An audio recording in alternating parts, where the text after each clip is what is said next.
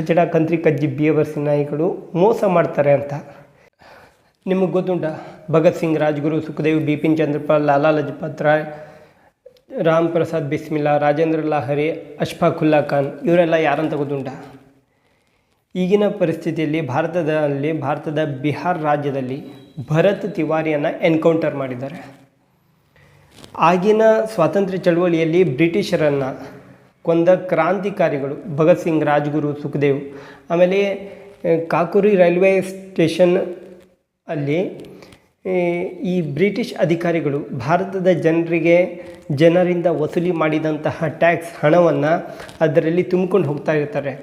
ಅದರಲ್ಲಿ ರಾಮ್ ಪ್ರಸಾದ್ ಬಿಸ್ಮಿಲ್ಲಾ, ಅಶ್ಫಾಕುಲ್ಲಾ ಖಾನ್, ರಾಜೇಂದ್ರ ಲಾಹಿರಿ, ಆಮೇಲೆ ಅಶೋಕ್ ಇವರೆಲ್ಲ ಸೇರಿಕೊಂಡು ಆ ದುಡ್ಡನ್ನು ತೆಗೆದುಕೊಂಡು ಆಮೇಲೆ ಅಲ್ಲಿರುವಂತಹ ಆ ರೈಲ್ವೆ ಒಳಗಡೆ ಇರುವಂತಹ ಆಯುಧಗಳನ್ನು, ಹತ್ಯಾರಗಳನ್ನು, ಪಿಸ್ತೂಲ್ ಬಂದೂಕುಗಳನ್ನೆಲ್ಲ ತೆಗೆದುಕೊಂಡು ಕ್ರಾಂತಿಕಾರಿಯನ್ನು ಮಾಡ್ತಾರೆ. ಯಾಕೆ? ಭಾರತದಲ್ಲಿರುವಂತಹ ಜನರಿಗೆ ಈ ಬ್ರಿಟಿಷ್ ಖಚಡ ಕಂತ್ರಿ ಕಜ್ಜಿ ಬೇವರ್ಸಿ ನಾಯಿಗಳು ಮೋಸ ಮಾಡ್ತಾರೆ ಅಂತ.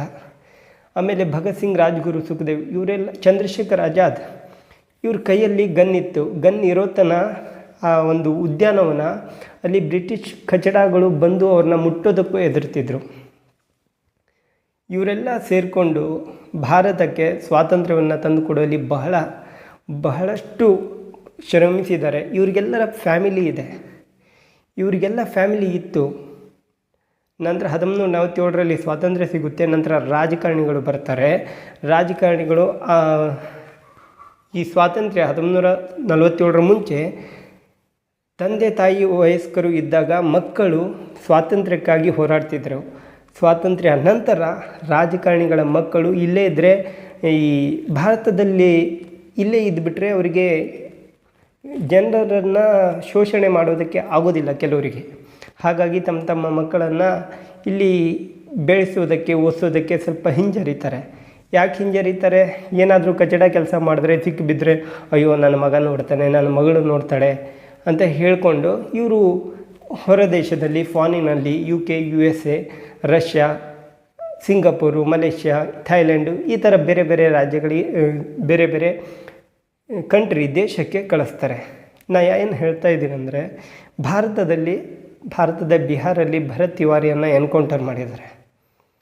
ಅವರು ಭರತ್ ತಿವಾರಿ ಯಾರು? ಇವರು ಒಬ್ಬ ಸಮಾಜಕ್ಕಾಗಿ ಹೋರಾಡ್ತಾ ಇರೋರು. ಸಮಾಜಕ್ಕೆ ಅಂದರೆ ಇವಾಗ ಸರ್ಕಾರಿ ಹುದ್ದೆಯಲ್ಲಿರೋರಿಗೆ ತೊಂದರೆ ಕೊಡೋದು ಆ ರೀತಿ ಮಾಡ್ತಾ ಇರಲಿಲ್ಲ.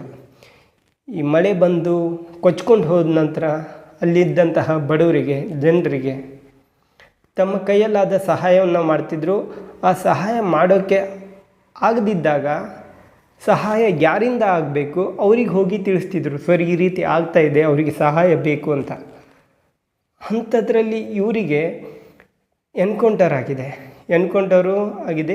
ಈ ಭರತ್ ತಿವಾರಿ ಹತ್ರ ಒಂದು ಗನ್ ಇತ್ತು. ಅವರು ತಮ್ಮ ಒಡವೆಯನ್ನು ಮಾರಿ ಗನ್ನನ್ನು ತೆಗೆದುಕೊಂಡಿರ್ತಾರೆ. ನಂತರ ಸಮಾಜಕ್ಕೆ ಫೇಸ್ಬುಕ್ ಲೈವಲ್ಲೇ ಬಂದು ಪ್ರತಿಯೊಂದು ವಿಷಯವನ್ನು ಹೇಳ್ತಿದ್ರು. ಸಮಾಜಕ್ಕೋಸ್ಕರ ಯಾವ್ಯಾವ ರೀತಿ ಬದಲಾವಣೆ ಆಗಬೇಕು, ಭ್ರಷ್ಟ ರಾಜಕಾರಣಿಗಳಿಂದ ಹೇಗೆ ನಾವು ಮುಕ್ತರಾಗಬೇಕು ಅದನ್ನೆಲ್ಲ ತಿಳಿಸ್ತಿದ್ರು ಅವರು. ಭರತ್ ತಿವಾರಿ ಬಿಹಾರದವರು.